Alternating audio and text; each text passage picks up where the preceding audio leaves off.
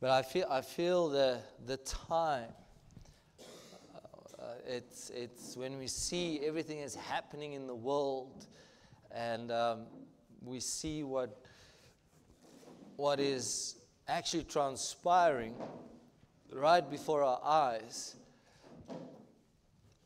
On the one side, and the other side, how little attention is being paid to it. So by Christians, by us as God's people, and how many distractions we still have. Voor ek vergeet, ek is terrible met afkondigings. Maar ons sal van volgende week af so ons vir die kleintjies ietsie hê hier so in die foyer. Ons gaan vir hulle lekker mat gee en dan ons het so 'n paar oulike juffrouens en grondslagfase juffrouens en sulke dinge wat die kleintjies dan so 'n bietjie sal uitvat en gedurende die woord sal hulle 'n bietjie die kinders bedien ook en ook ja, 'n paar goeders met hulle doen. So as dit reg is met julle, sal ons dit later net finaliseer. Julle sal sien, alles sal daar wees. Die oog is, as ons nou die tweede gedeelte klaar gebou het, eendag, nie vir my vra wanneer nie, wanneer ons dit kan doen, dan sal daar 'n beter plek wees vir die kinders om bietjie hulle eie plekkie te hê gedurende die woord. Maar dit is vir my baie belangrik dat gedurende die musiek kinders hier is. Dat hulle sien hoe pa en ma bid, sien hoe pa en ma huil voor die Here, sien hoe pa en ma dans voor die Here, sien hoe pa en ma die Here aanbid. Dit is vir my baie belangrik. Amen. Okay. We've got so many man-made things. And it's not getting less, it's getting more. And over this period of time, we're going to look at a few man-made things that has become a tradition with us. And when I say us, I mean the Christian world. And what we are fighting today is the breaking of those traditions. Some traditions are not necessarily bad, but it's not necessarily God.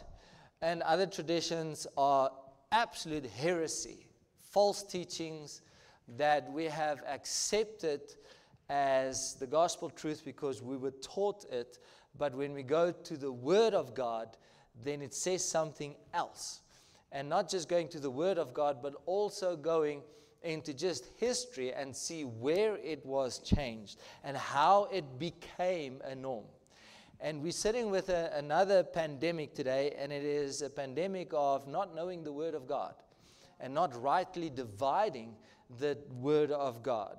And that has made life difficult, and now we've got added to that, we've got AI. Like I said to you the other day, I listened to a sermon of a preacher that's dead already, and I've got a lot of his material, and when I listened to the sermon, it was a 20-minute thing. They didn't show his face, it was just a photo, and he was saying exactly opposite to what he was saying there. And I was like, what is happening? When I saw the photo, I saw it was an AI-generated photo. And I could hear the voice. The voice was a bit funny, but I thought maybe it was a recording. So we're going to enter into a day where it's going to be very dangerous to just live on YouTube sermons, where we're going to, I believe, and you can differ from me, but I believe we're going to the importance of church and solid teaching and solid scripture searching is going to become top priority again. So we are in great times. But one of the things that has been a point of contention right through church ages, starting from the church in the wilderness, which was Israel. And church in the New Testament was worship. Now, worship is, we saw last time, is not a song. Worship means to bow down before a superior. It means to prostrate yourself, to lay yourself flat, to bow down before a superior in respect, to do reverence, or respect and honor. To worship, it means the movement of the body made in a token of respect and submission. So when God, hey, let me use this. Let me see if this works.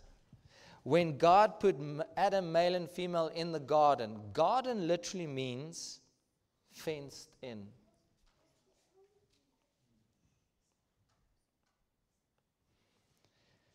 So God took man. We had those wonderful helpers here the other week. He said he'll help me again, but I won't try it now. But God put man in the garden, man and woman. And here his presence dwelt with man. And he told man to dress and to keep. To dress means to be a servant worshiper. So it had nothing to do with songs. It had to do with a bowing down. And to keep means to hedge about, to guard, and to protect.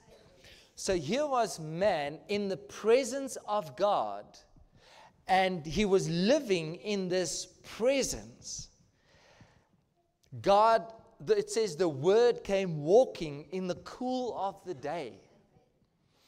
It was a communion. It was a one-on-one. So all man had to do is he had to be a servant to the Almighty God because he's inspired by God, and a worshiper, that means bowing down. So in other words, whatever your will is, I don't care what's going on. I don't care what is not going on. Whatever your will is, I bow my will to your will. I lay down my will before you. When it says in John 10, John 15, he says, where God ordained man. That word ordained means to lay flat. So God comes, and we cannot bear fruit until we are laid flat before God in our attitude, in our adoration of Him, in our reverence, our respect of Him. We will not obey. We will obey certain things, but we cannot walk in the fullness of our relationship with God until we are bowed down. Now, that's a process as well. We grow, we learn, we lay down, we die to self. We see our flesh, we kill it, we decrease so that God can increase. So there's a lot going on. But the more revelation we have of God, the more we bow down to God. Revelation and worship is directly linked to one another. I will only worship according to my revelation of Him. I will only bow down according to my revelation of Him. That's why we cannot say, Lord, Lord, and say, no, Lord. But yet we do. Christians do. He's the head of the church. But there's certain scriptures we stay away from because it doesn't fit in with my comfort and what I want and the way I think and the way I like it. And so when we come to God, it needs to be around the Son of God. The worship, the bowing down needs to be around the revelation of Him. That's why some, they go and they bow, and you can see it in their lives, and others have got lip service. And we all have lip service to a certain extent at some points and some times. But we're growing and we're moving, and as long as we realize, but hey, it's a constant bowing down of the will, the more we can grow in Him, the more we can live for Him, and the more when we see Him one day, there's going to be a great reward. Mark 7.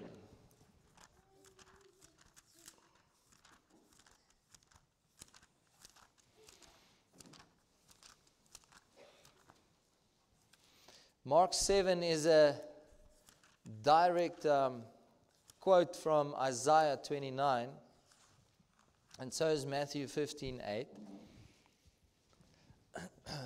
From verse 6.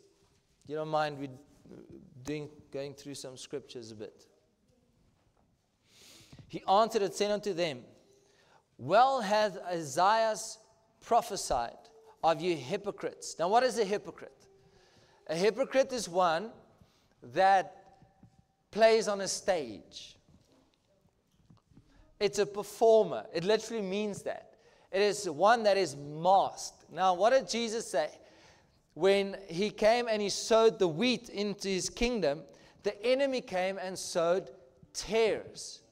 Now, I told you, I always thought tares is just a onkruid. But it isn't. He looks exactly the same as the wheat, as it is growing. That's why his servants came and said, should we pull out the tares? Jesus said to them, no, don't. Let them grow together. But when the harvest comes, you'll be able to separate the wheat from the tares. Because it looks exactly like wheat. Dit lyk soos koring. Until it is ripe for the harvest. Then the wheat bow. But the tares stays up. You see, it's not about my lip service. It is about my life that is bowing. That is what makes the difference. That is what shows the difference. One stands up straight and I will not move. I am the ultimate authority in my life. And another one bows and says, no, I bow before God no matter how painful, no matter how uncomfortable. It's uncomfortable to grow. It's not comfortable to walk in the ways of God. It becomes comfortable the more I do it, because the more I do it, the more I find the life in it. But in the beginning, the flesh is like a caged animal, and he just wants to break free and break loose until the flesh is subdued, and you see and realize who God is, and you got a greater revelation. And then it's so easy to just lay it down. Now, in the beginning, it's great because you have this great revelation of God. And then you start walking a bit, and then the world comes in again. Now, he talks about the hypocrites, those that are fake. As it is written, this people honoreth me with their lips, but their heart is far from me.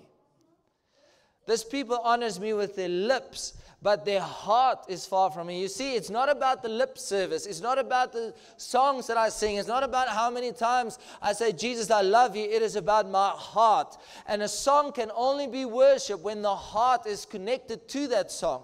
A song is because of an experience I had. The song is not there to teach me anything. The song is there as an experience where I'd look back and say, this is a testimony in my life. That's why I'm singing this song. And I'm singing the song with a heart bowed before God. That is when the song becomes moving. But worship, a song that is about making me feel good, it is not worship. That's me. Now songs move, songs stirs, but a song is not there to make you feel good. A song is there to declare the glory of God. There's a difference. That's why I love going to Zambia, where I don't understand the words, because they just sing. They don't have instruments. They don't have anything. You're just stripped of everything. And you have to have your heart magnifying, glorifying God. And there's such breakthrough for me there, because I don't have tirlantainkies to distract me. But there's nothing wrong with the instruments. It's fine to have instruments. David had 4,000 instruments. So there's nothing wrong with it, but we've made it a secular Christianity where the songs is about making us feel good and stirring us. So we have a lot of movement in churches. And please, I'm not bashing churches. My heart is heavy. I love the church. I love everything. This is what God is challenging me on. This morning we were challenged on that. What do we do? You know, because music does stir and music does move, and it should. It's meant for it. But when music becomes a genre, when worship becomes a genre, then you've lost the essence of it. Because it was never meant to fit into a secular world. Howbeit in vain, without purpose, do they worship me, because their hearts are not there. They just draw it close with their lips. Teaching for doctrines the commandments of men. So we see he's not talking about songs here. He talks about a heart. He says lips that honors him, but the heart is far from him. And then he says, howbeit in vain, without purpose, they do worship me, teaching. Now it's talking about doctrines and commandments of men. You see, the doctrines and commandments of men will take you away from the essence and the purpose and the heart of God. When people, let me not say it.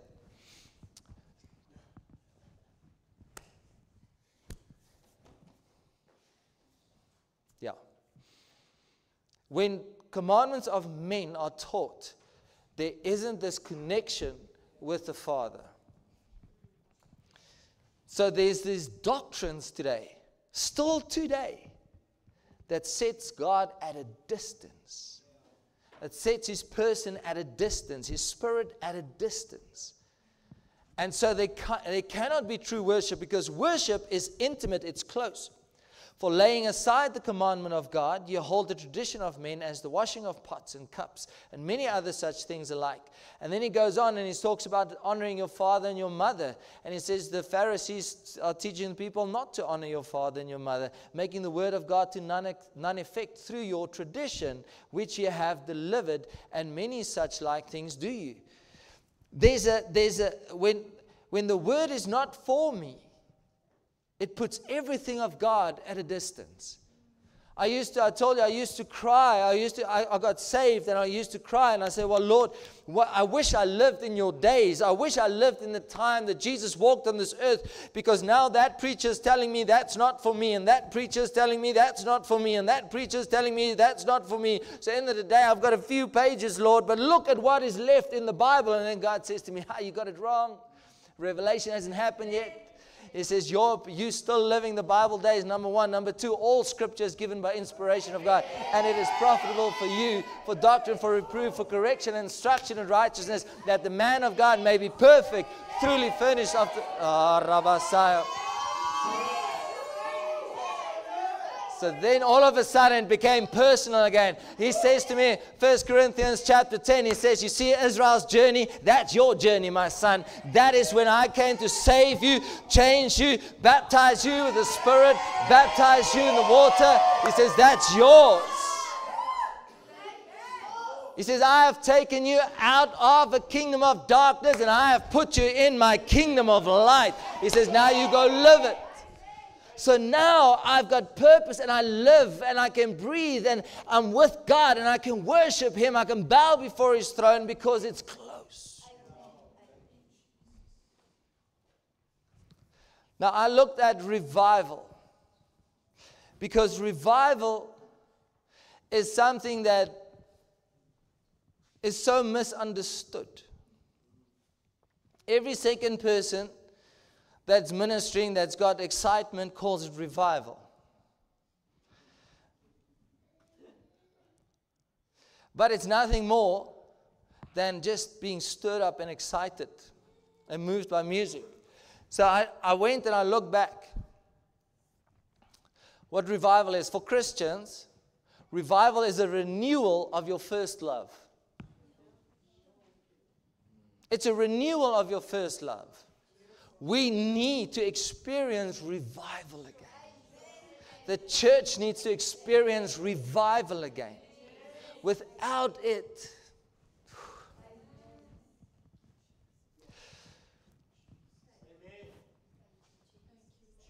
we're not ready.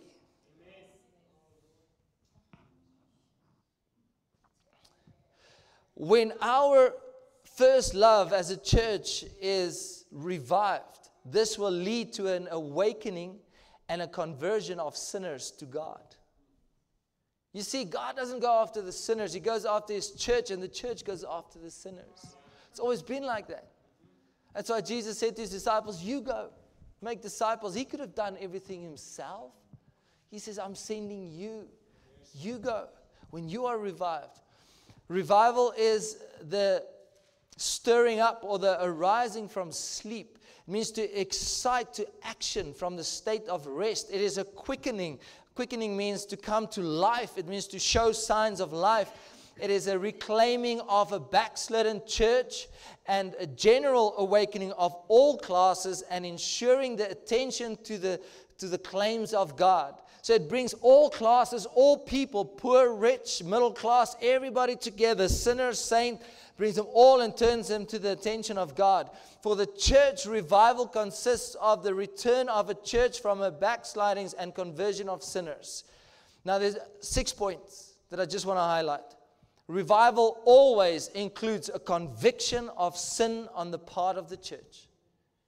There has to be a deep searching of the heart under true revival. Christians are brought under deep convictions. There's things that the church has busied itself with that is not Christ-like, that is not godly, and we need that conviction. Conviction isn't damning you and throwing you in hell. Conviction is, you're better than that. Return, you're better than that. It's God's love to man. Point number 2, backslidden Christians will be brought to repentance. So there will be conviction of a backslidden church, and then the backslidden church will be brought to repentance. So revival, in short, revival is a new beginning of obedience to God. Sinner and saint, sinner and Christian, both bowing down in deep humility before God, where there's such conviction that you cannot but bow before the living God, where no man can stand in His presence, where there's such conviction, you return to the obedience of God. Point number 3, Christians will have their faith renewed. Oh man, Jesus said, He said, will I find faith in the earth when I come? Now if Jesus said it, then He meant it. So Christians will have their faith renewed. Now, while Christians are in a backslidden state, they are blind to the state of sinners. People, if you don't care about the state of sinners, then your heart has not been revived yet. Their hearts are so, a backslidden Christian without faith, your heart is as hard as marble. One preacher said, truths of the Bible only appears like a dream. You admit to all of it is true, but the faith does not see it standing out in bold belief, in all the burning, in all the realities of eternity. In other words, I believe all the scripture, but what is it showing? Are we standing on the word of God and believing it, that when Jesus said it, He meant it? And when He meant it, it is for me and it is for you. When a heart is revived again, that faith with the word, it will be a bold pillar of light in a very dark world. It will stand out. You will look ridiculous to the world. And let me tell you, you're going to look ridiculous to the Christians too. Who's been the biggest persecutors of Christians? Christians. You're going to look like an absolute fool. And it's going to start with the church that's going to attack you. It's always been like that through the Methodist revival, through the Lutheran revival, through the Protestant movement, through the Presbyterian movement, through all of these movements where the Holy Ghost was poured out, they were seen as idiots. It's so sad. Azusa Street revival, same thing. When we enter into a revival, you will now see things in that strong light which will renew the love of God in your heart. This then will lead them to labor zealously to bring others to Him. Also love for men will be renewed, and there will be a loving, burning burden for souls. You will not just tell people about God, but you will carry the souls to Him. There will be a strong intercession. Point number 4, a revival breaks the power of the world and sin over Christians. So you get a fresh divine drive towards heaven. You have a new foretaste of heaven. There's new desires for heaven. There's new desires for the union with God. There's new desires for that is above this world and above the carnal desires. All the desires for the world and the carnal desires will be broken. It's one of the signs of a revival. You cannot be revived and carry on in the world. You cannot be revived and still hold on to the things that Jesus came and died for to remove you from it. Point number 5, when churches are thus awakened and reformed, salvation of sinners will follow. It's been a pattern all through the ages. Sinners will go through the same stages of conviction, repentance, and reformation. Their hearts will be broken down and changed before God, just like the church. But God starts with the church and He revives the church, that a church will be who He intended it to be again. Instead of being self-serving, self-seeking, and comfortable in the little houses and the little gatherings and places, it will be a life that is ignited for God and a life that is going to shine the torch in a very dark world. God has never changed His plans or His purposes. God stays the same yesterday, today, and forever, and He will still perform it until He comes. All we have, Rabasaya, all we have is this little bit of time. Once the trumpet sounds, it's done. And then point number 6, when revival takes place, there's an inflow of finances that happens from the hearts that are turned to God in gratitude. And the gospel will be paid for and provided for. These are 6 points that I took from Charles Finney, and I went through the 1700s, the 1800s, and 1900s. These are things that happened. These are things that these preachers all spoke about. The same thing is these 6 points. Now, so you see, when a revival is not a song that excites us. Revival is a life that is bent down in worship, reverencing and honoring Him. And it produces a life within us. It produces a beacon of light in us, that as we walk, wherever we go, you shine as Jesus, because you are a worshiper. You have bowed down. Romans 6, verse 16.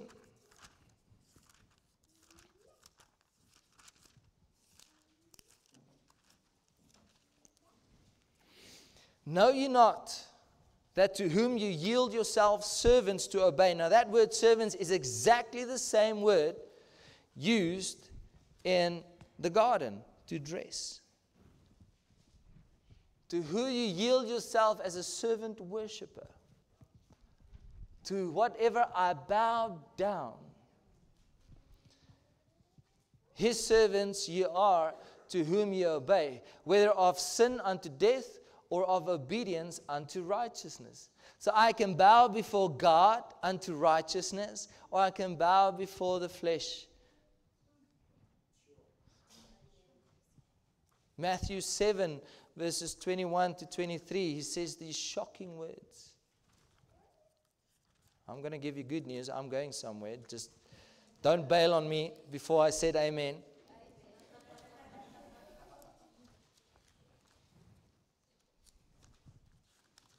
The good news is coming. Not that this is bad news. This is just a sorry state. Not every man, verse 21, not everyone that saith unto me, Lord, Lord, shall enter into the kingdom of heaven, but he that doeth the will of my Father which is in heaven. There's no way I can do His will if I'm not a worshiper. Many will say to me in that day, Lord, Lord, have we not prophesied in Thy name? And in Thy name have cast out devils, and in Thy name done many wonderful works. And then will I profess unto them, I never knew you. Depart from me, ye that work unrighteousness or iniquity. You have taken the truth and have bent it to suit yourself. It's what iniquity means. And then it talks about he who hears the word and does it is like a man whose house is built on a rock. And the floods will come and the house will stand. And those that hear the word and do nothing with it is like a man that built his house on the sand. When the flood came, the whole thing collapsed. James 4. James 4, verse 4.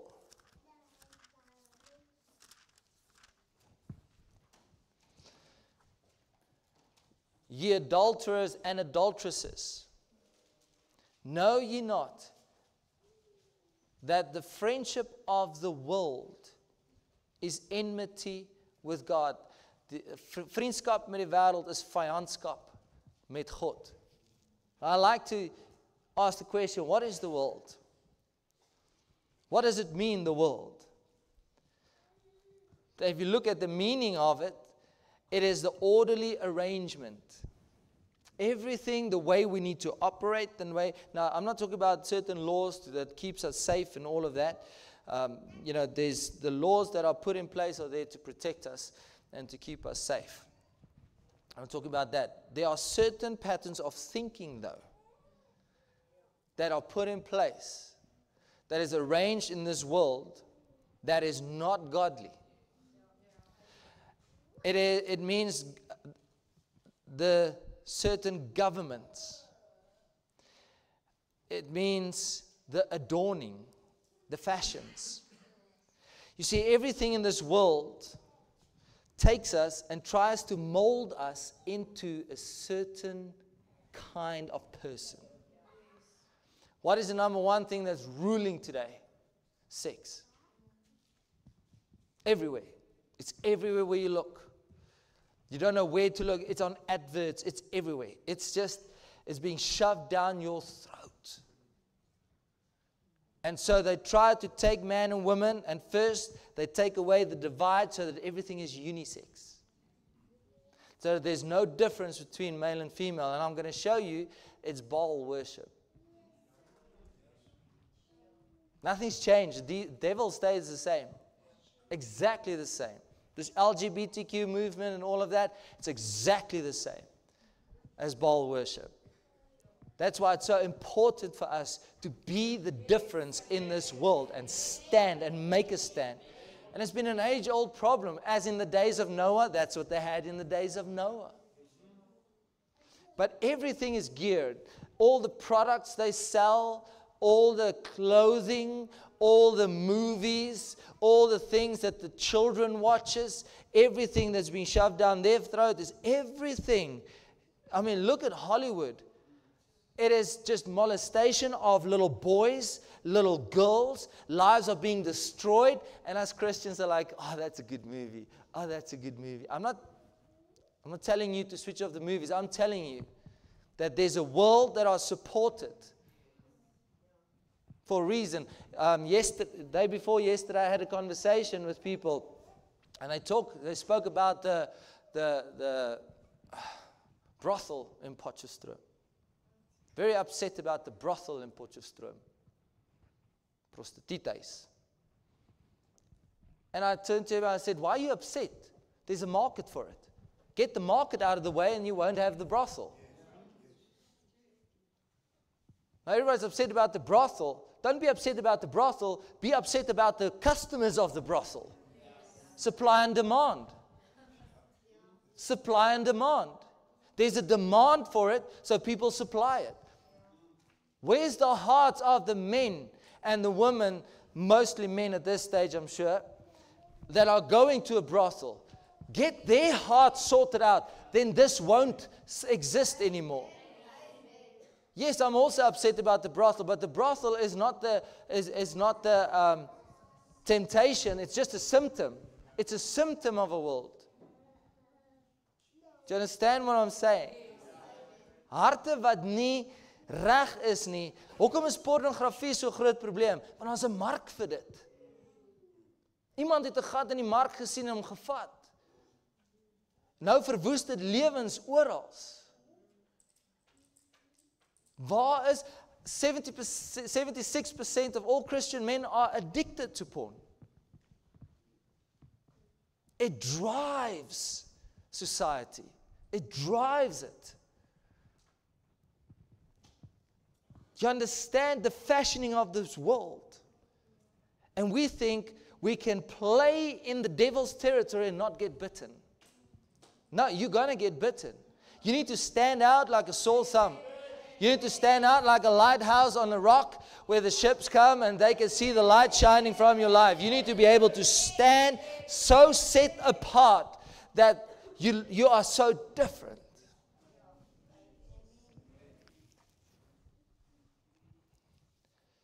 Friendship with the world is enmity with God. Whosoever therefore will be a friend of the world is the enemy of God. That's just what the Bible says. Do you think that the scripture saith in vain, the spirit that dwelleth in us lusteth to envy? But he giveth more grace. Wherefore he saith, God resists the proud, but he gives grace unto the humble. God resists, God opposes, God sets himself in battle against the proud, but he gives grace unto the humble. Not to everybody, to the humble. Submit yourselves therefore to God. It means to arrange yourself under God. Submit yourself to his control is what it means. To subdue yourself. So conquer yourself by submitting yourself to God, by bowing down before God. Resist the devil. So first you submit, you bow down to God, and then you go and you stand opposite to the devil. And you stand in direct. You cannot be like the devil, play with the devil, look like the devil, and then think, I'm going to oppose the devil. It will never work. You got to stand opposite and counter this serpent, and you got to be set apart opposite against, because you are submitted unto God. He gives you grace, and he doesn't resist you. He gives you grace. Now you stand against the enemy. And whatever that looks. Draw nigh to God. Resist the devil, and he will flee from you. Draw nigh to God, and he will draw nigh to you. So God is saying, where's your drawing close to me? Draw close to me, and I will draw close to you. It's almost like there's a time where God says, JJ, take a step. Take a step.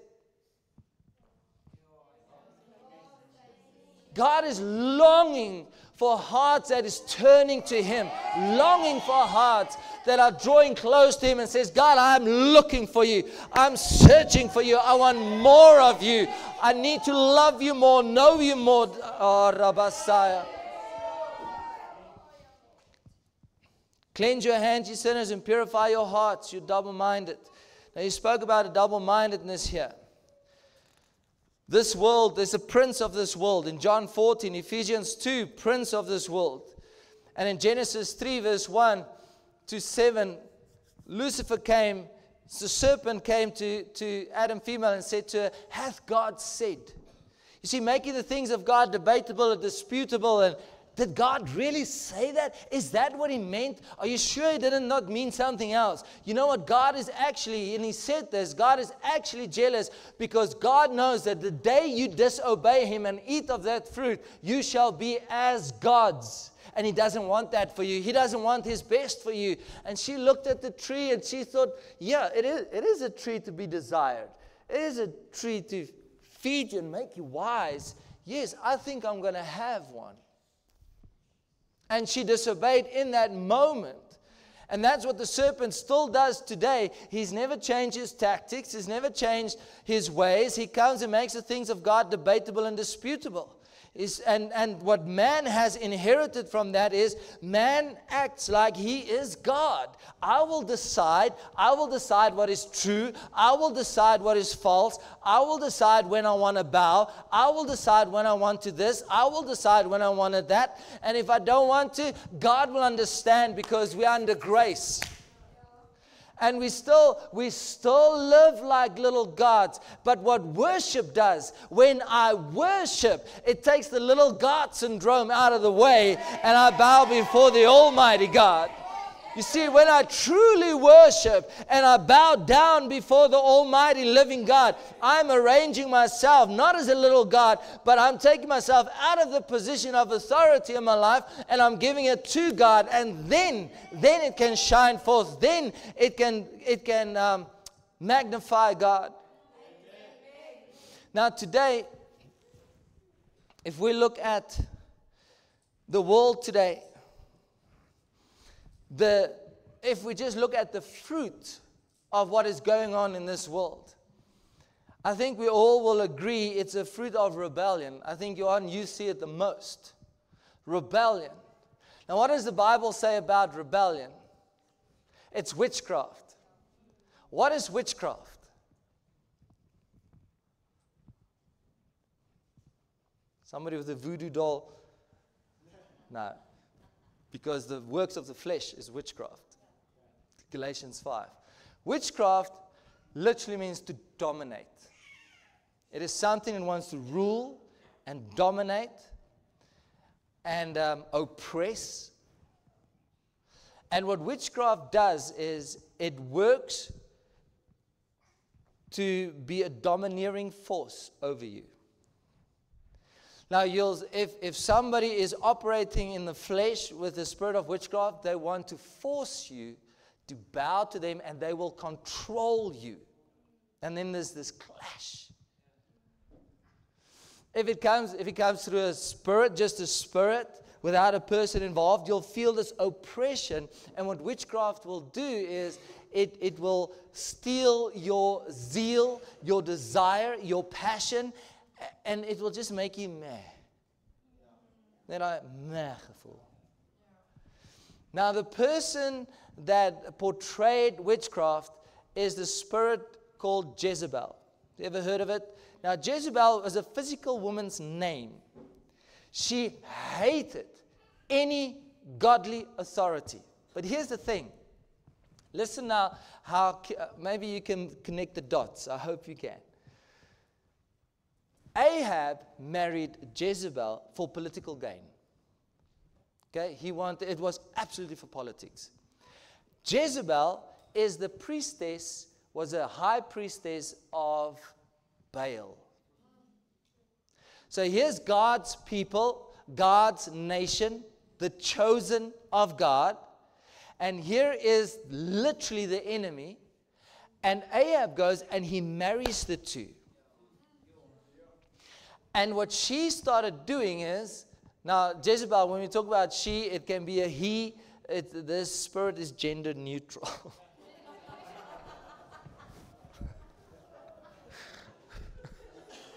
Excuse the pun, but it is. The spirit is, literally. So it can work through a man or a woman. And what she did is she got them to raise up an altar for Baal and a house for Baal. Now, Baal literally means owner, master, and Lord.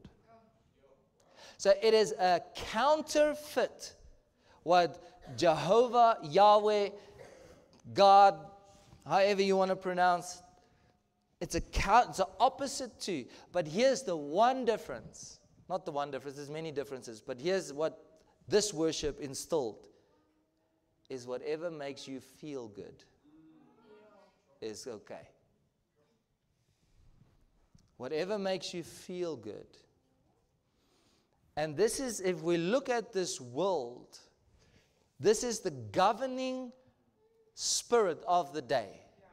There's rebellion against authority, godly authority. There's losbandigheid. Everything has to do with this spirit. And there's everything is out to try and dominate. Now in Revelation 2, it says here, the church of Thyatira. Now the church of Thyatira, if we look at God's prophetic calendar, it's the years 490 to about 1517. And what happened in this time, it was called the Dark Ages. The Spirit of God was kicked out the church. Baptism was changed. Everything godly was moved out. It was the time of the Catholic Church and the death to Protestants, where they would persecute them and kill them.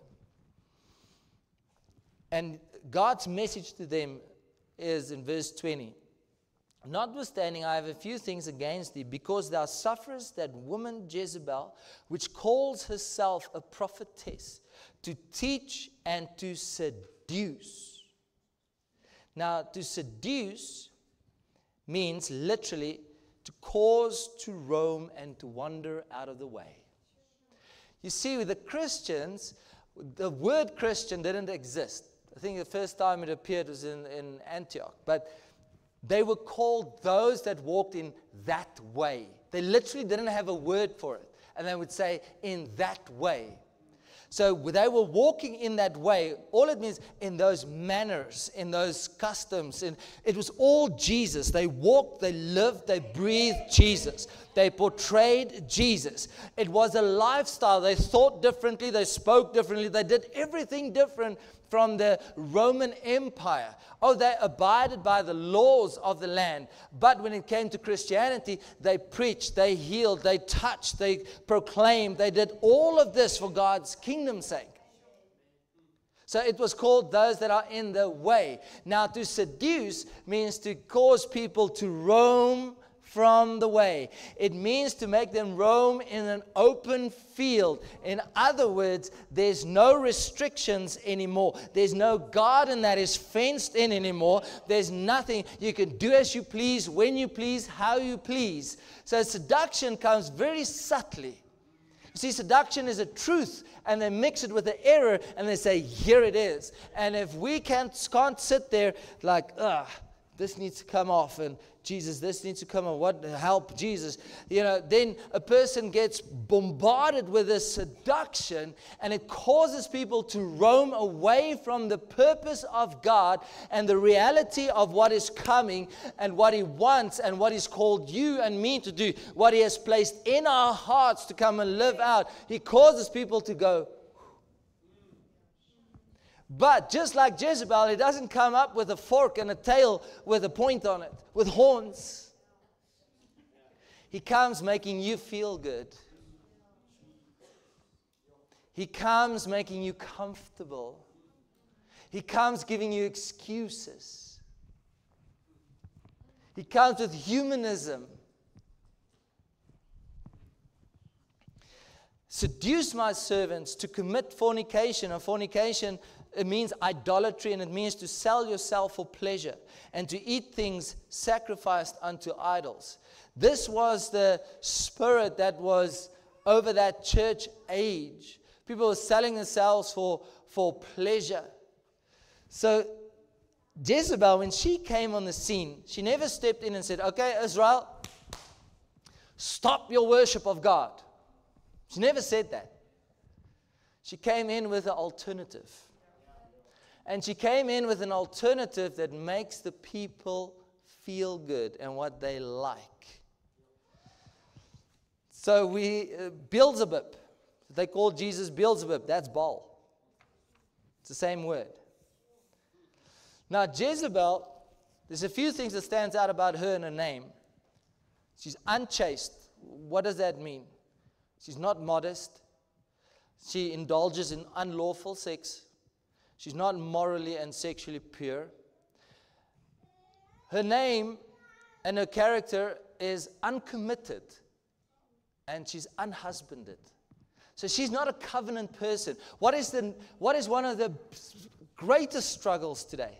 Get people to be covenant people. Covenant church people. Covenant marriage people. Covenant. She's a covenant breaker. So when she came and set up the altar, it's a place of giving of yourself to Baal. Child sacrifices was the ultimate how you worship Baals. They had child sacrifices. They had temple prostitution. They had sexual rituals. They had bisexual orgies while the children burned on the altar. They had freedom from discomfort. Their motto was, do as you please. Homosexuality was massive. If we take it today, there's so much abortion going on. The LGBTQ movement, the feminist movement, the comprehensive sex education in schools for kids that shouldn't be learning about those things at all, especially not in such a way. And then there's this Mother Earth worship. And what they did is the people of God, some of them that did not want to engage in that, they felt guilty because it was such, they had good music. They literally said they liked the music. What is going on today in the Christian music industry? Forget about that. What about in the secular music industry? That Christians are listening and pumping their ears full of secular music that's got to do with sex and drugs and love and premarital sex and sex out of wedlock and all of these things. And then we want to come into church and we want to raise our hands, but we can't and we don't know why.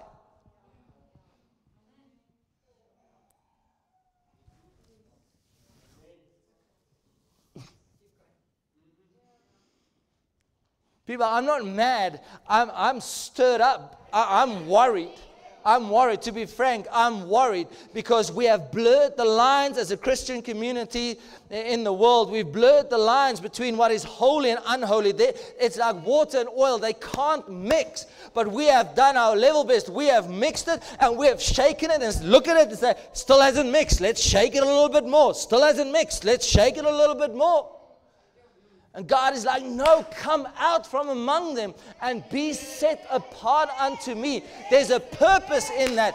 There's a worship in that. There's a holiness in that. There is real freedom in that. You want freedom? Set yourself apart to God, and you will live in the purpose and in the presence of the Almighty God. And that is where you'll find the most freedom you'll ever experience. You'll be lifted up. You will be seated in heavenly places with the King. Oh, Rabosatra Rabarahaya.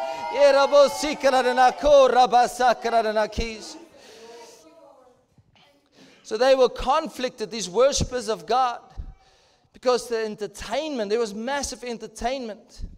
The children that was conceived on that day especially, they were set apart for when they go worship again. Once the child is born, they would go and sacrifice their child.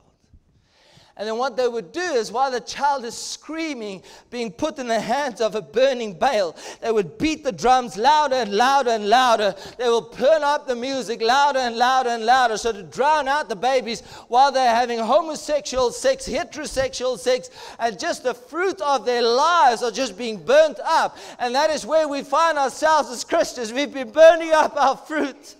And we've been spending it on everything and everybody outside of the will of God. And we don't realize what God has called us to, what He's called us for. And we need to wake up. We are standing in the last days of the Rabosatra Rabosaya.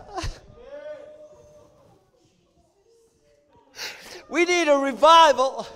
You say, what can we do? We're so small. We can be revived and we can touch the hem of His garment and we can pull people in. When we are revived, others can be revived.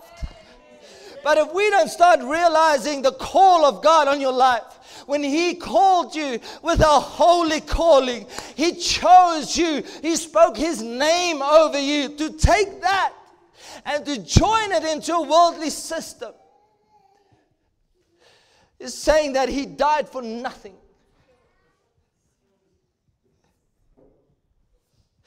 And while we're playing, while we're watching, while we're arguing about doctrine instead of reading the Bible, time is ticking by. Purpose is ticking by. And we don't realize. Let me tell you, there's a group of people that thinks they're going to be in the rapture is going to miss it completely. There's a group of people that think they are so ready, but that are so deceived. And I ask myself, am I one of those?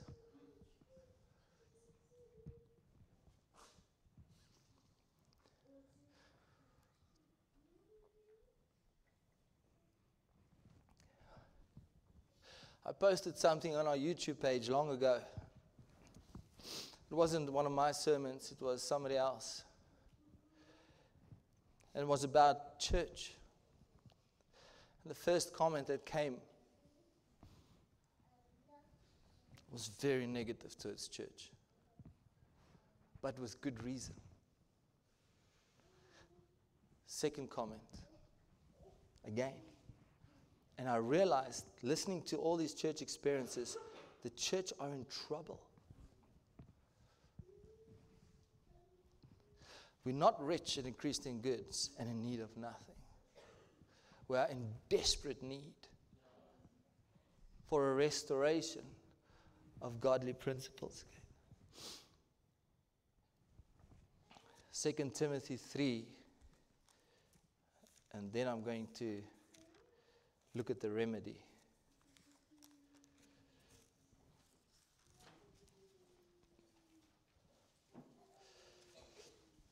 This know also, verse 1, that in the last days, perilous times, troubled times, difficult times, reducing of strength times shall come. People, he says, people are going to be reduced in strength. And then he tells you why. And I've heard this over and over and over. God, over these years, God has become a chore. He saps my energy. That's why I can't come to church because I'm tired tonight. I can't come to Bible study because I'm tired tonight. I can't do outreach because I'm tired tonight. And legitimately, people are tired. But God is the one that rejuvenates. God is the one that revives. God is the one that gives breath. God is the one that gives energy. He's the source of our energy. There's a church, I spoke to the pastor, they're 3,000 members. 200 people shows up at prayer meeting maximum. 3,000 members, 200 shows up. Too busy for God. And you think you're going to be in the rapture if you can't even be faithful in church. God has become wearisome to people. And he's like, but I'm the life giver. I'm the life giver. I'm the source of life. Why do you say I weary you? Sacrifices. You know, people are so tired of sacrifices. Let me talk about this. There's so many people that have had bad financial experiences in church. The priesthood did not deal well with the money. That's legit. It's legit, but not in this house. Amen. Not in this house. There's one thing I said myself when I became a pastor.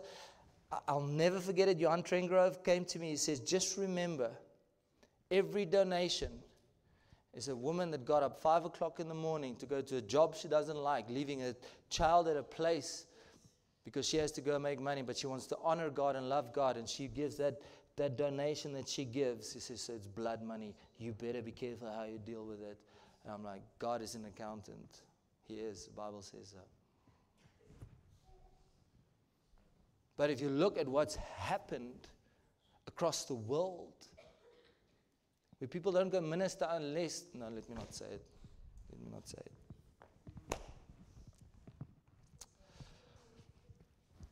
And these are the reasons why it's a perilous times. Because of men shall be lovers of their own selves. Sounds like Baal worship. Covetous, Baal worship. Boasters, Baal worship. Everything, this is Jezebel through and through. Proud. Blasphemers. Disobedient to parents. Unthankful. Unholy. Without natural affection. Truce breakers. False accusers. Incontinent, it means without self-control and powerless. Fierce, despisers of those that are good. Traitors, proud, heady, proud, high-minded. Heady means reckless. High-minded means full of pride and being headstrong and stubborn. Lovers of pleasures rather than lovers of God. Having a form of godliness, having an appearance of godliness, having a formula of godliness, having a fashion. We can say all the right things, but he says, denying the power, the dunamis power thereof. From such, turn away. If you want to have your strength preserved from such, he says, turn away. Go after the lost. But turn away from those that are stubborn, self-seeking, self-centered. Move on. That's just Bible. That's not what I'm saying. For this sort are they which creep into houses and lead captive silly women laden with sins, led away with diverse lusts, ever learning and never able to come to the experiential knowledge of the truth. Now as Jannes and Jambres. Now Jannes and Jambres were the two magicians. Was the two magicians that opposed Moses. When Moses cast his rod down, they cast their rods down. And it also became a snake. When Moses turned the water into blood, they turned the water into blood. So he's talking about witchcraft. These are the effects of witchcraft. Now, as Jannes and Jambres withstood Moses, so do these also. These high-minded, these boasters, these proud, these blasphemers. He's talking about Christians, ever learning but never coming to the knowledge of God. Oh, having a form of godliness but have no power in it. I look good, I speak the right words, but hey, the power in my godliness is non-existing. So I put up a front. It's witchcraft. Now, as Jannes and Jambres withstood Moses, so do these also resist the truth. The fight is over the truth. It's not over you. It's over the truth that is in you. It is over the truth that God wants you to walk in and wants me to walk in. Men of corrupt minds reprobate concerning the faith. But they shall proceed no further, for their folly shall be manifest unto all men. I believe it, I believe it. 1 Corinthians chapter 11, verse, 17, I think. Paul said to them, there must be factions amongst you, so that the real Christians can stand out. I was shocked. I thought we all need to be in unity. It's what we do. But because it's such a mixture, he says there must be factions, so that the real Christians can stand out. It's painful, but it's true. Now, let me draw it like this. The tabernacle of David, I'm just going to say TD. Tabernacle of David. He set up worship. He was the only one that conquered Zion, Jerusalem, the place where God longs to dwell. Others conquered it but never stayed in it. Others defeated it 4 times. Jerusalem was defeated. But only when David came, David said, this is where God wants to dwell. And he pitched the tent. And he put the ark there. Now, Moses' tabernacle, whenever Moses, can I teach a bit? When Moses' tabernacle had to move, the priests had to carry all the different furnitures, and the ark was covered. Only the Levites could go into the holy place, and only the high priest could go into the holiest of all. David comes, and he sets up this tent. He brings back the ark and he places it in the middle of the tent. He put keepers in place. Say so. And worshipers. And the entire nation could come into the presence and the glory of God. They could go in and out. From there, years later, Solomon's temple was built, and they were back to not everybody could go in the holiest of the holies. David's tabernacle, I'm not going to teach on it now because we don't have enough time, but I am going to teach on it, is the church age. I can prove it 6 ways plus Sunday.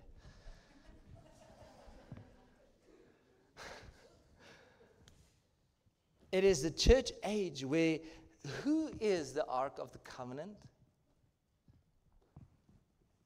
Okay, let me rephrase the question. Who does the Bible say is the Ark of the Covenant? Who's the head of the church? If you take the Moses tabernacle and you put that in place, where's the head? It's the Ark. Where did the glory dwell? On the Ark. What does my Bible say? Who is Jesus? He's the glory of God. So the entire church has to be worshiping around this ark, this presence, this head, worshiping this head. But they didn't just come in and worship. They also went out and conquered. So they would go out expand the land, come back, worship God. Go out, expand the land, come back and worship God. Now God says to Amos, or through Amos 9:11, that He will restore the breaches of David's tabernacle again. Now there's two things playing there. There's going to be Ezekiel's temple in the millennium, but David's tabernacle worship will be there as well. And then James comes, and they were arguing, should the Gentiles be circumcised or not in order to be saved? James says, no. This is the restoration of David's tabernacle, where Gentile and Jew becomes one. It says Jesus came to take away the middle partition, that there we can be one body. And this is what David's tabernacle did. This is what we saw. We saw Jew and Gentile in the book of Acts coming together. Go to Acts chapter 15. This is so exciting. From verse 13. And after they had held their peace, James answering said, Men and brethren, hearken unto me. Simeon hath declared how God at the first did visit the Gentiles to make out of them a people for his name. And to this agree the words of the prophets, as it is written, after this I will return, or in that day I will return. I will busy myself with and will build again. It means to rebuild and erect again and restore by building. I mean, that's literally what it means. The tabernacle of David. David's tabernacle had to do with worship and warfare.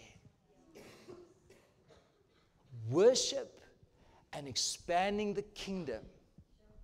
Worshiping the king, expanding the kingdom. Which is fallen down, and I will build again the ruins thereof, and I will set it up, that the residue of men might seek after the Lord, and all the Gentiles upon whom my name is called, saith the Lord, who doeth all these things. If you go to Amos 9, okay, wait, let me do this. In Amos 9, he says he will build up the breaches. Now it means to build a wall. Now does a tent have a wall? Last time I camped, no. Tent het nie mure nie. As jy verkeerde tent. So what is he talking about? What walls of separation needs to be rebuilt again? These, that was the garden, the protection.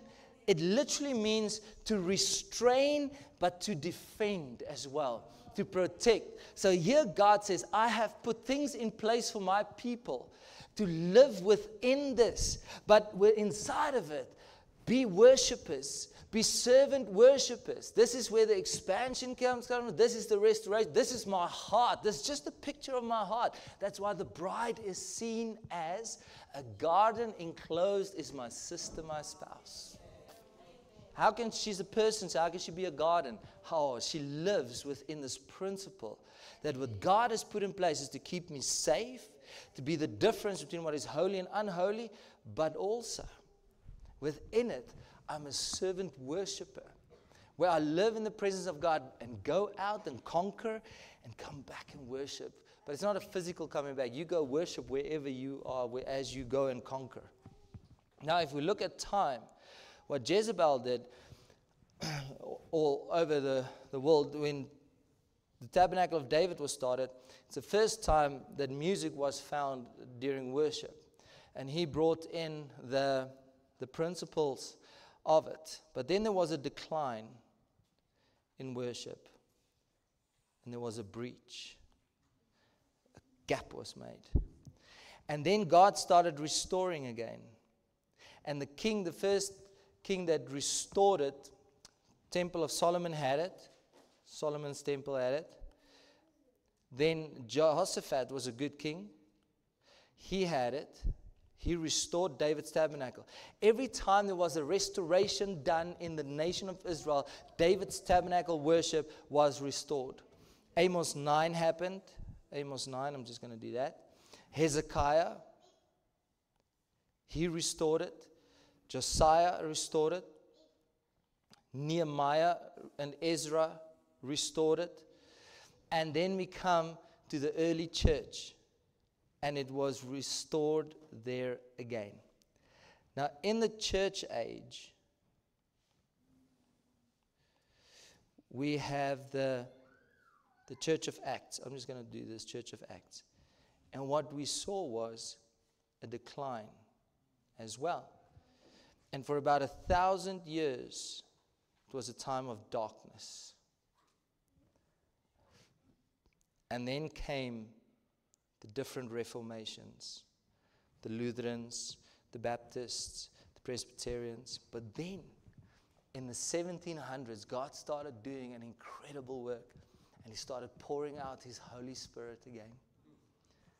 And worship changed completely. There was a manifestation of the Spirit of God in the meetings. And you talk about Wesley, you talk about Edwards, you talk about Whitfield, you talk about, there's so many names. Can't even think of all of them now. Until the 1900s, where you found the Pentecostalism again.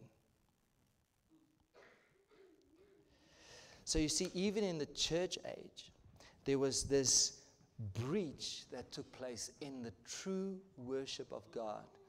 And God said in Acts 9 that once restitution has happened, once there's a remnant that stands up again to the true worship of God, He says the time will come. Now, John 12, and now I'm almost done. Beloof hom, Charles. John 12.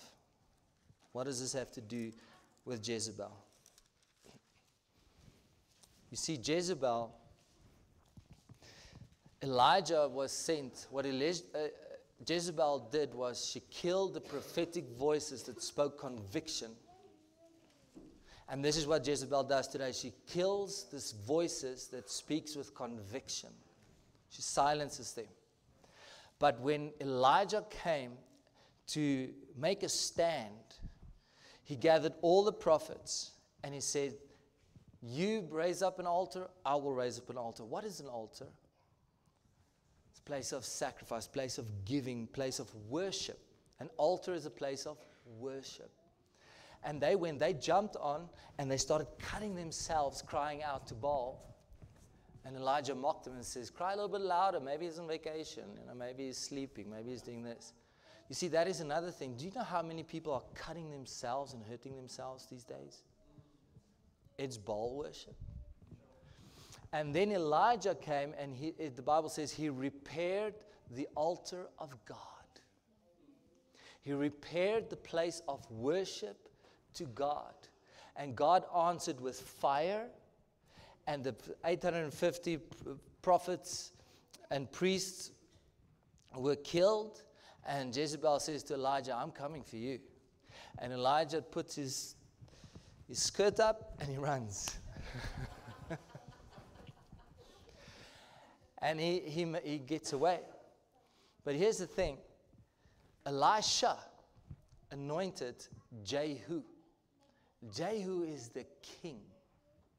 When the king stepped into place, Jezebel was cast down.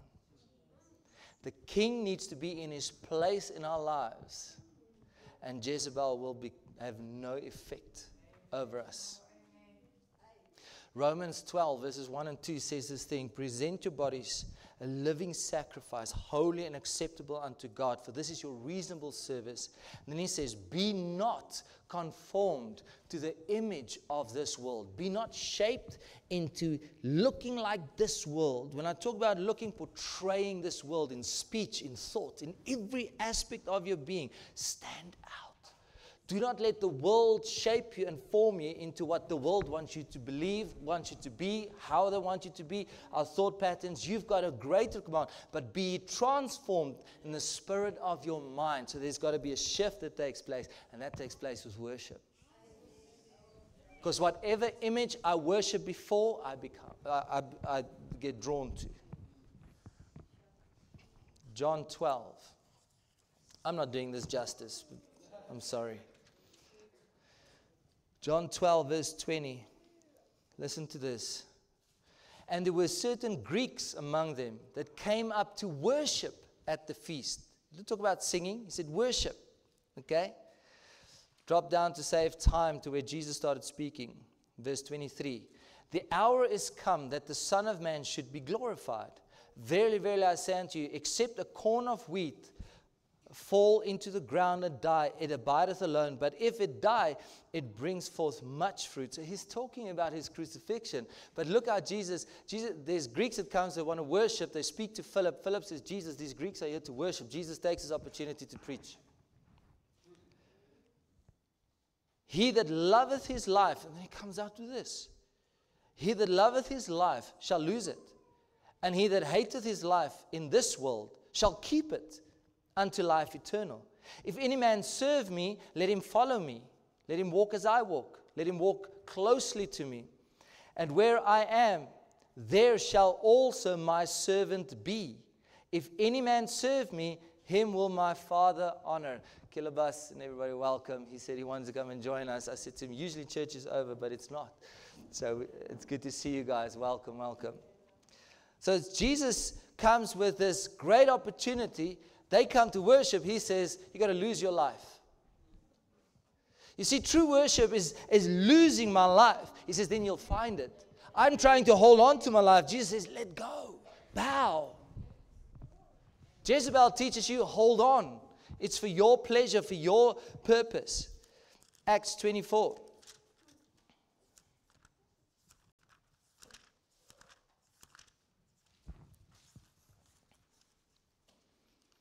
Verse 14, but this I confess unto thee, that after the way which they call heresy, the priests called heresy, so worship I the God of my fathers, believing all things which are written in the law and in the prophets.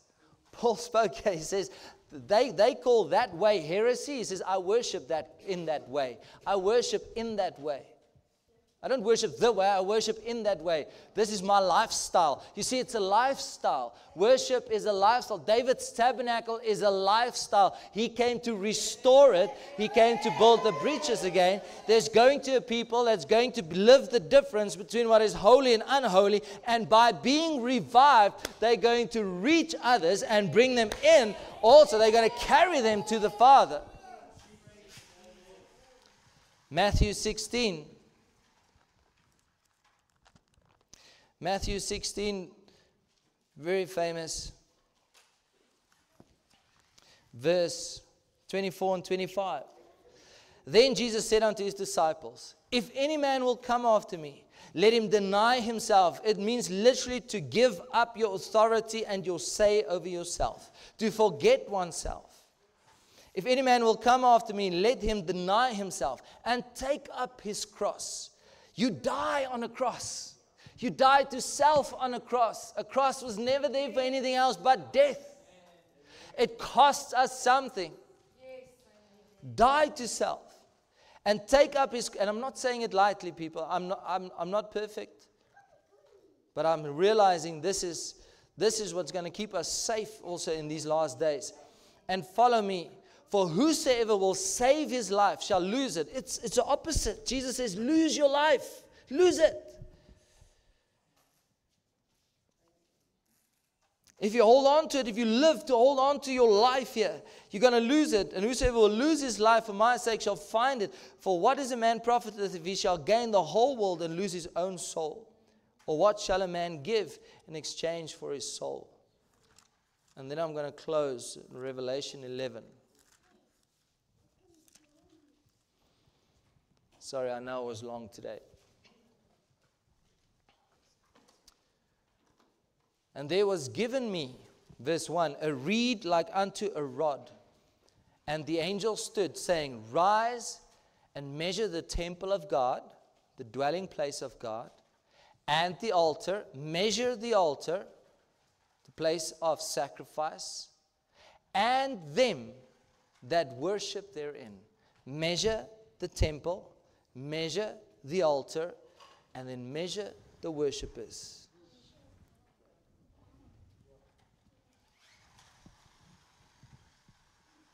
You see, we've been lied to that everything revolves around us when it revolves around Him.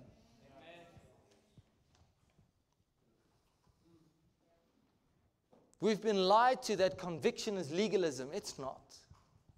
It's life when you repent.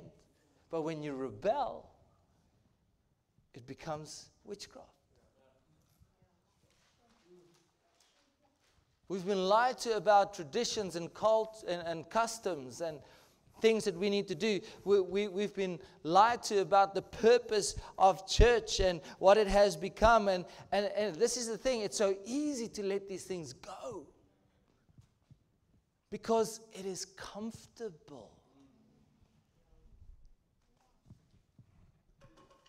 It is comfortable to stay the way I am with a little bit of fire insurance. Ons hoop net jou makelaar het geweet wat hy gedoen het. But there are going to be a people. I see it in the scripture. And I see it in this life, and let me prophesy it if nothing else. I'm seeing a people that is willing to lose their lives. A people that's willing to lay it all down. A people that's willing to live in David's tabernacle worship and adoration. And they will stand, they will resist the devil, they will submit to God, and they will proclaim the truth and the holiness of God, and go out and conquer, go out and reach, go out and touch, and come back and worship, come back and adore Him. There God will have a church that is set apart from the world. God will have a people that's not going to bow to the image of this world. God will have a people that's not going to bow to Baal.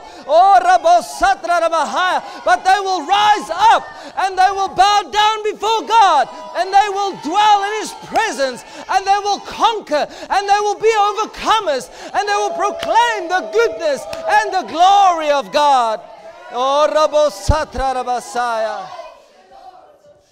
They will be called radical. They will be called fanatics. But let me tell you something. When Jesus died on the cross, He was the greatest fanatic and radical that I have ever seen.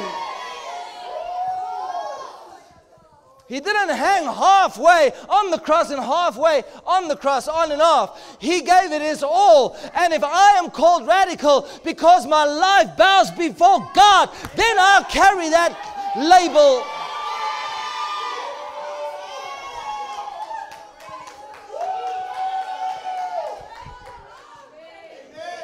Now listen, I know that radicalism has got a bunch of man-made rules and they portray it as God. I'm not talking about that. Don't come to me with that. I'm talking about believing the scriptures. I'm talking about being led by the Holy Ghost. I'm talking about standing on the Word of God and believing the Word of God. Today, that is seen as radical. But let me tell you, the Word of God is still true. The Word of God is still real. The Word of God is still the power.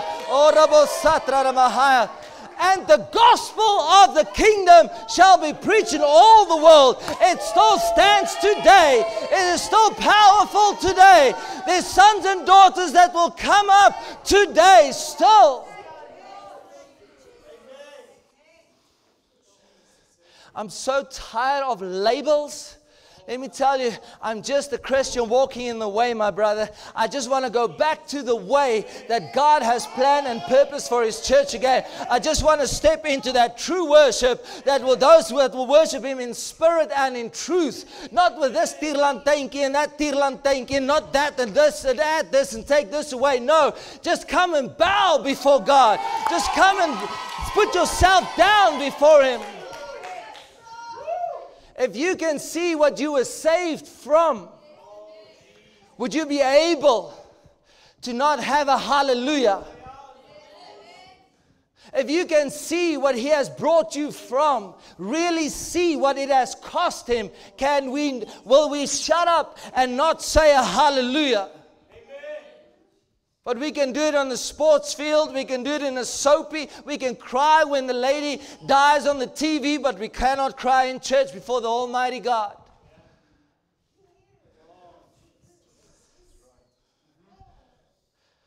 You see, Elijah, he went into the cave and he hid himself. And it says God came and said to him, "What are you doing here?" He says, "Well, my life is threatened." And God says, "Come out." And God gives him the fire, and He gives him the earthquake, He gives him the wind, but He comes with a still small voice. When he heard the still small voice, he had his head wrapped in his mantle. Funny that the Bible doesn't say what God said to him in that still small voice. But last time I checked, the voice is something that speaks. So if I speak to you like this, I'm still speaking. But what stood out to me is they never said what God told him in that still small voice. It was personal.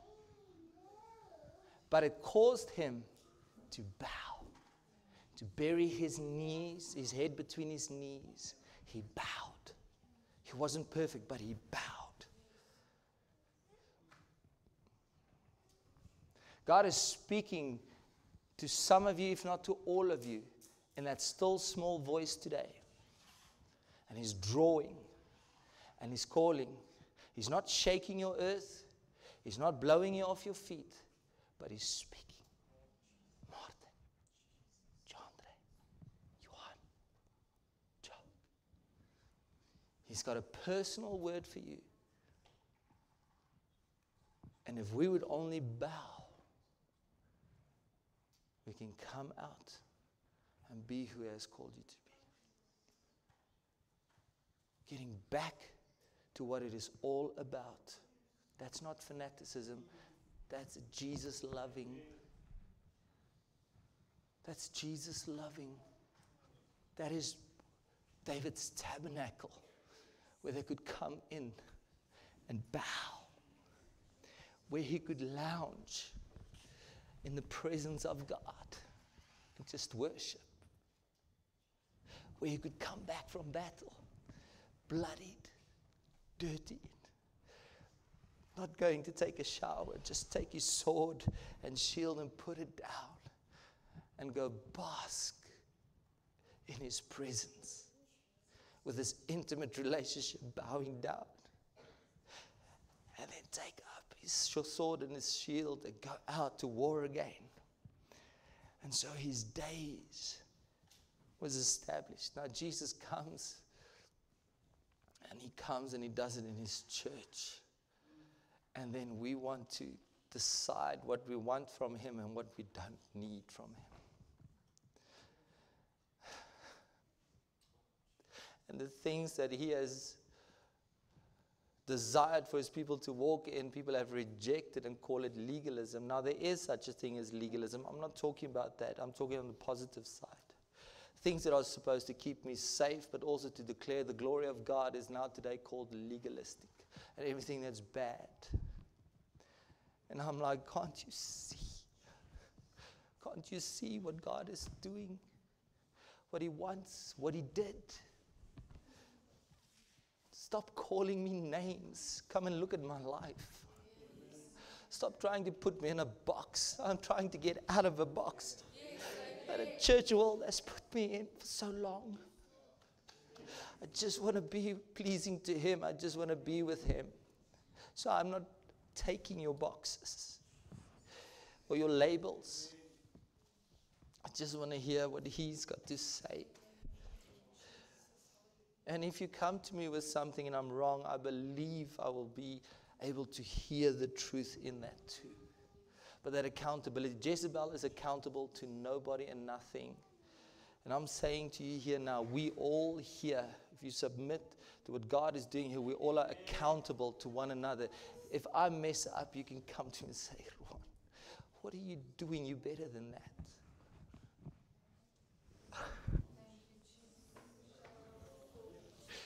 It's not judging, you're saving my life. Paul said, we will not judge those out there, but we will judge the household of God. If you come after me, you love me. If you see me go down a path that is destruction and you leave me, then you haven't loved me.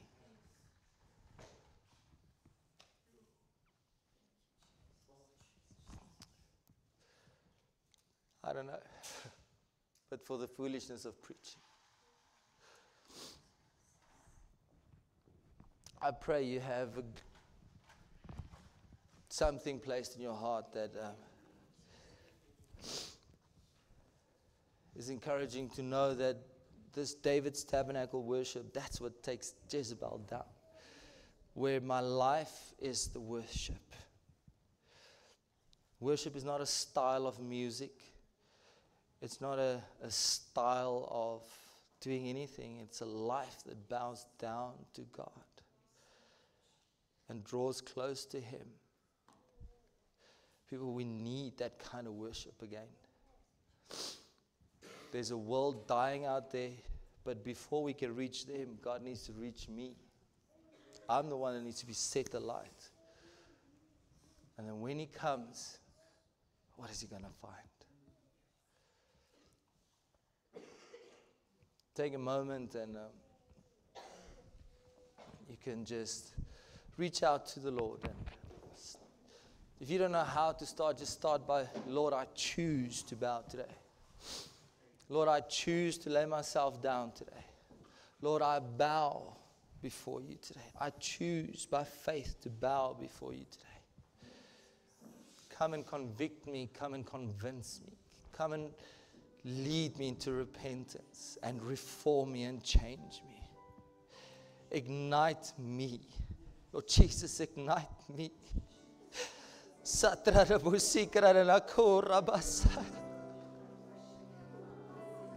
Ignite me, Lord Jesus.